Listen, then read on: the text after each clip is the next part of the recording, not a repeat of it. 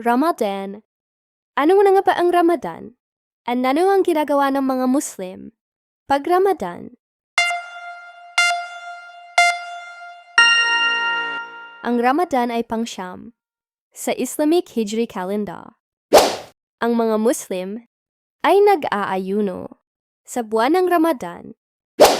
Sa pagwan na ito ay ipinag-utos ni Allah. Sinabi ni Allah, يا أيها الذين آمنوا كتب عليكم الصيام كما كتب على الذين من قبلكم لعلكم تتقون.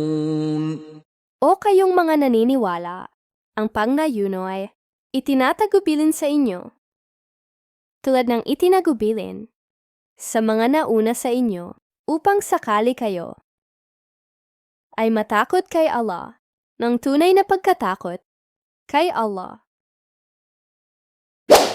Hanggang dito na lang muna sa part 2, ating tatalakayin ang mga gawain sa buwan ng Ramadan bukod sa pag-aayuno